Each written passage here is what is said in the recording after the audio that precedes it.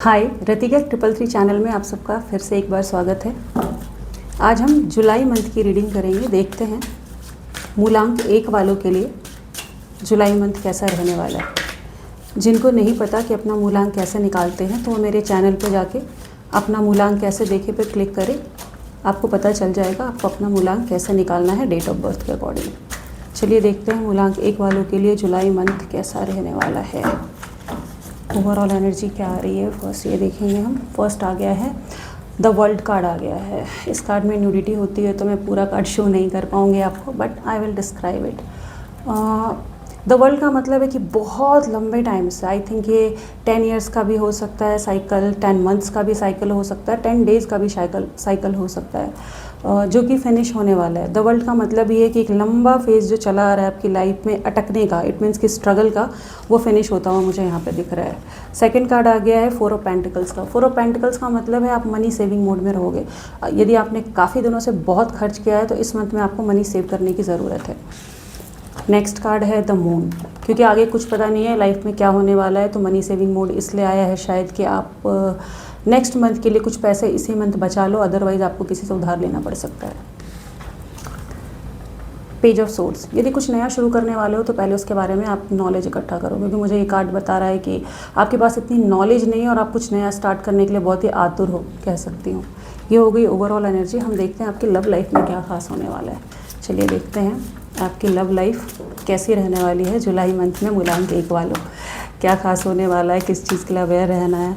यदि आप no contact situation में हो, रिलेशनशिप में हो, सिंगल हो, जो भी आपकी सिचुएशन है उसके अकॉर्डिंग यहाँ पे कार्ड्स देखते हैं क्या आए हैं।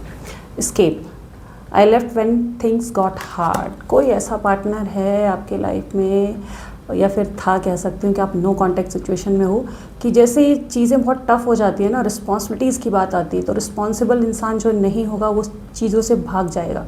तो ये कार्ड यही बता रहा है मूलांक 1 वालों कि इस मंथ में कोई आपकी लाइफ से आउट होने वाला है due to responsibilities. Yes, soul contract, the lessons I learn from us will never be forgotten. See, कोई ऐसा है जिसने ना बहुत हार्डशिप देख ली अपनी लाइफ में। आपकी लाइफ में कोई ऐसा इंसान था या कोई ऐसे इंसान से आप जुड़ गए जिसने ऑलरेडी लाइफ में इतनी हार्डशिप देखी हुई थी कि अब उसको स्ट्रगल करने की आदत नहीं रह गई शायद, या फिर वो स्ट्रगल करना नहीं चाहते हैं शायद।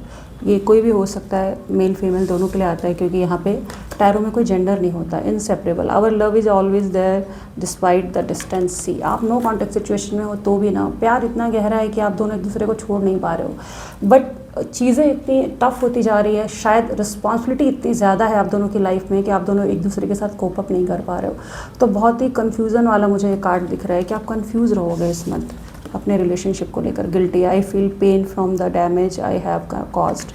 सी, हो सकता है कि आप दोनों ने ब्रेकअप करने का फैसला एक साथ मिलकर लिया हो, कि आप दोनों साथ रहना चाहते हो, बट सर्कमस्टांसेस ऐसे हो गए हैं कि आप दोनों एक साथ नहीं रह सकते हो। मे बी मुझे यहाँ फाइनेंशियल प्रॉब्लम भी दिख रही है, कुछ फैमिली प्रॉब्लम भी दिख रही है। कुछ लोग ऐसे हैं जो लंबे टाइम से रिलेशनशिप में हैं, लेकिन ये रिलेशनशिप कमिटेड होते होते रह जाएगा इस मंथ। नेक्स्ट क्या होगा वो मैं नेक्स्ट मंथ में बताऊंगी, बट इस मंथ में आपके लव लाइफ का कुछ मुझे रेजोल्यूशन होता हुआ नहीं दिख रहा है। चलिए देखते हैं किपर्स कार्ड क्या कहते हैं। इसके साथ मैं रीडिंग फिनिश करूंगी किपर्स कार्ड के साथ में मूलांक 1 वालों के लिए। अनएक्सपेक्टेड, लाइफ में कुछ ऐसी चीज़ें होंगी ना जो आपने सोचा भी नहीं होगा। अनएक्सपेक्टेड चीज़ें तभी होती है जब हम बहुत ज़्यादा उम्मीद लगा बैठते हैं किसी चीज़ से। मुझे लग रहा है आपने ना इतने, कहते हैं ना वो, कि इतनी ज़्यादा प्लानिंग कर ली थी अपनी लाइफ के लिए और कोई भी प्लानिंग सक्सेसफुल नहीं हुई है। तो थोड़े दिनों के लिए अपने आप को बिल्कुल शांत रखिए, मेंटल पीस में रहिए, योगा कीजिए, मेडिटेशन कीजिए, हो सके तो मंदिर डेली जाइए, या आप जहाँ भी जिस भी गॉड को मानते हो, यूनिवर्स में जिस भी एनर्जी को मानते हो ना, आप उनके पास जाओ और अपनी प्रॉब्लम्स उनसे डिस्कस करो। शायद इस प्रॉब्लम का सलूशन अपने आप हो जाएगा। नेक्स्ट कार्ड है ग्रेट फॉर्चून। सी, जैसे ही मैंने आपको बोला स्पिरिचुअलिटी की तरफ बढ़ने के लिए, वैसे ही ग्रेट फॉर्चून का कार्ड आया। इट मीन्स कि आप जैसे ही अपनी सारी प्रॉब्लम्स ना यूनिवर्स की तरफ थ्रो करोगे, वैसे ही सारी प्रॉब्लम सॉल्व होकर के ना एक कंक्लूजन पे आप पहुंच जाओगे। कि ग्रेट फॉर्चून तभी आता है जब आपकी सारी प्रॉब्लम्स खत्म हो जाए और आप हीलिंग मोड में चले जाओ। जैसे ही आप हील होते हो ना, तो आपकी तरफ पॉजिटिव एनर्जी अपने आप अट्रैक्ट होती है, पॉजिटिव लोग आपकी लाइफ में आते हैं। इसके साथ ही आज की रीडिंग फिनिश हुई है। यदि ये रीडिंग आपसे रेजोनेट हुई है तो प्लीज़ लाइक कीजिए, शेयर कीजिए, कमेंट कीजिए, जिससे कि आगे के फॉलोअप आपको मिलते रहे और मुझे पता चले कि हाँ रीडिंग्स आपसे रेजोनेट हो रही है। नमस्कार।